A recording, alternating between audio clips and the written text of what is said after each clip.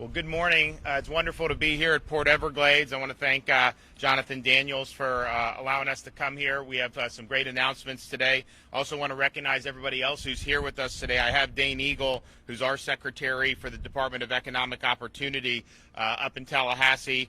We have the mayor of Broward County, Mike Udine, a new commissioner, Tori Alston. We have the city of Miami Mayor, Francis Suarez. We have Representative James Bush. I think we have, do we have Barrero? Was he here? I don't see him. Was not going to be here. So we have Chip Lamarca. David Barrero was supposed to be here, not here. We have Area Austin, Director of Public Works for City of Opelika. Anna Ziotti, Mayor, City of North Lauderdale. And we have other folks here as well. So I want to thank you all for coming.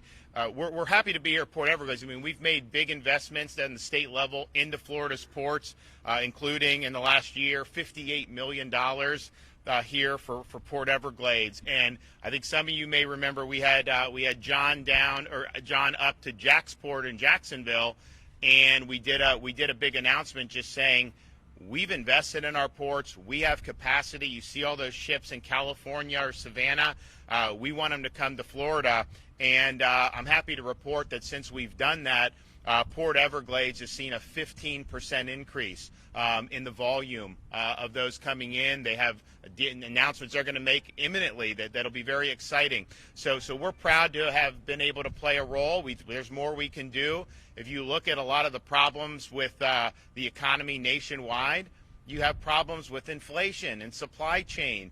And there's a lot of reasons for that, but we want to be part of the solution. We want to be able to have our ports accept as many goods so that we can have fully stocked shelves as possible. We're also working with the legislature to do a gas tax, $1 billion in gas tax relief.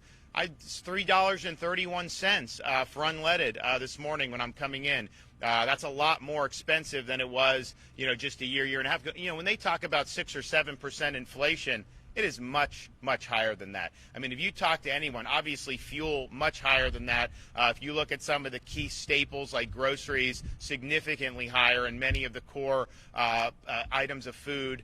If you look at people that are building things like homes, the materials and all that goes into that has just gone through the roof. And so you're looking at really significant inflation, and this is something that we've been talking about for a long time. It was dismissed just 6 months ago as something that was transitory, but we know that that's not the case. So Florida ports, by expanding like they've done here in Everglades, like Jacksport has done and others, that's part of the solution. So we're proud of that. We're proud of the investments that we've made, and we want to continue to do that.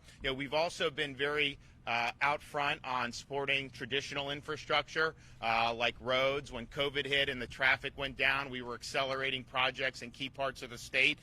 We have a fully funded work program yet again. We've also been able to do some targeted infrastructure through my Job Growth Grant Fund that will really help to expand Florida's economic base. We're proud of that. We're also proud of doing a lot of infrastructure with respect to water resources. If you look at what we've done to help maintain and improve the cleanliness of the water, if you look at the reservoirs that we're able to build, we've started, made substantial progress or completed over 40 Everglades-related projects since I took office in 2019. So we're really, really excited about that. And we understand that, when a state is growing, you have to make sure that you're out in front on the infrastructure. If you look at what's going on in Florida, since I took office in 2019, business formations in the state's up 61%. We're the number one state with business formations by a country mile. And you look at a state like California, they're almost twice the size of ours. And yet in 2021, we had over 100,000 more business formations than California did. If you look at our tourism, we were the number one destination for tourism. Domestic tourism, I think we're hitting record highs. The National Tourism Office said that 30% of overseas visitors in the U.S. went to Florida, which was an increase of 7% since 2019. Actually, in 2020, we had more visitors international than New York did, and that's not something that we normally do. So you see that happening. You see it reflected in our budget. We have massive amounts of surplus. A lot of people didn't predict that 2 years ago, and yet every time they estimate the revenue, they have to increase the revenues, because even though we have no income tax and the lowest per capita tax burden, we have so much economic activity going on, and clearly you see that in South Florida with a number of things. And so that's great. But with the infrastructure, you got to take care of this across the board. And so one of the things we've really made a lot of headway on, and we're going to continue to do, is on bolstering Florida's resiliency as a storm-prone state. We need to make sure that we're mitigating the effects of these weather events. And so we enacted last legislative session a Resilient Florida program. That is, if you look at what we're going to do this legislative session, we're going to have over $1 billion in that to work with local communities who will also provide money to be able to do things that will help mitigate flood risk, help strengthen infrastructure, and it's something that's really, really important. We have announcements today along those lines. We're also going to have more announcements with some of our Resilient Florida projects next week, as the law requires consultation with the legislature on some of those. The criteria is basically straightforward, but you got to meet it, and then they have to get a pass on it. So we're really excited about that as well. So you'll be seeing more announcements within the next week or two that are really going to impact places across the state, but particularly here in South Florida. So today, we're happy to be awarding over $80 million for various infrastructure projects in South Florida that'll make a real difference for the folks who live here. First, we're going to award $16.6 million to Broward County for a stormwater drainage system. Project will also maximize natural treatment of runoff to reduce nutrients in the waterways. We're awarding $14.8 million to the city of Hallandale Beach for sewer system modernization. This project will increase the sewer system's capacity by rehabilitating lift stations, building 2 new force mains, and improving reliability. We're also awarding $3.2 million to the city of North Lauderdale to fund a new stormwater pump station facility adjacent to the C-14 canal. And this project will mitigate the impacts of heavy rainfall and tidal events on the regional drainage system and C-14 canal. We're also awarding almost $40 million to the city of Miami for 2 projects. $19.8 million will support stormwater infrastructure in the southwest Wynwood area, and $18.4 million for East Little Havana for stormwater infrastructure that will alleviate repetitive flooding in the area. And finally, we're awarding $7 million to the city of Opelika for community flood protection. Project includes stormwater management and will renovate the 127th Avenue Canal to expand the depth of the canal and stabilize the bank on both sides. And so we're excited about these projects. And as I mentioned to the elected officials before we came out here, this is really just the beginning. We're going to be doing a lot more with what we have with Resilient Florida, and in this legislative session, I think we're going to really hit some significant home runs. And so it's going to be we're going to hear from a couple of the mayors, but before we do that, let's present the money. When I show up, I tend to want to bear gifts. So we'll start with where are those checks? So what are we going to do first? Broward? All right, so go right over here. You guys get in here. So get all the Broward. Get all the Broward in here. Get in here.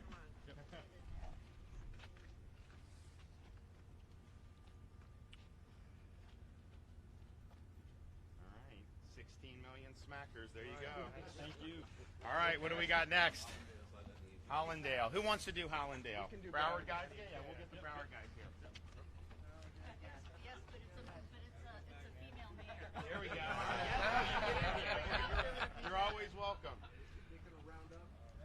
All right. Now do we have North Lauderdale? Here you go, Mayor. There you go. And since is my county commission district. Yeah. That's right. It's a big check. Yeah, I know. I love it. All right. Congrats. Yeah, of course. Thank you. All right. All right, Mayor. All right, you and I are going to have to kind of double fist this because these are 2 big. No comment. There we go.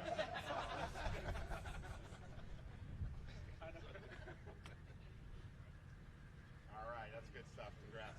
And we have these boats strategically planned to come by. I know. All right, last one. Bush, get over here, man. Let's do it. Oh, thank you. How do you like that one? City of Opelika, $7 million. Oh, not enough. Thank you so much. Help out a lot. Man, if you Bush brings back more. I mean, he is very effective in terms of what he does. Like I don't know, like if the people realize, but man, this guy gets it done. So we're really excited that he's here as well. All right, so Mike, you want to come up and say a few things? Thank you, Governor. I'd like to, on behalf of Broward County, I'd like to welcome Governor DeSantis, our friends from Miami-Dade County. Welcome to Port Everglades, Florida's powerhouse port. We're one of the leading economic engines for the state of Florida and the nation. We are a busy port, we're an active port, and we're grateful to have you here celebrating with us today for these resiliency funds. Broward County is leading the way and trying to lead when it comes to resilient projects. These dollars will help with stormwater runoff, with climate change, and with all the things that we're doing to build a better, more positive Broward County and state of Florida. So we're grateful for these dollars. We look forward to continue to work with the governor, with the legislature, for future funding requests and for future dollars to make the lives of Broward County residents and residents of the state of Florida better. So it's my honor to accept this as mayor of Broward County, and on behalf of the Board of County Commissioners, welcome to Broward County. Okay, thank you. Yep. Okay, Francis Suarez, City of Miami. Thank you, Governor, and thank you, Mayor. I'm not up here to steal your techies. Don't worry about it. Better not. I really appreciate the Governor's sentiments. The City of Miami is getting $40 million for its resiliency program, and with our Miami Forever program, we're spending an additional $200 million. So leveraging these funds are going to create a tremendous amount of a benefit for the citizens of our city. And I think one of the things that stood out to me, we get all this information, is that this is going to protect $1.6 billion worth of property. So when you think about spending $40 million, that's a lot of money.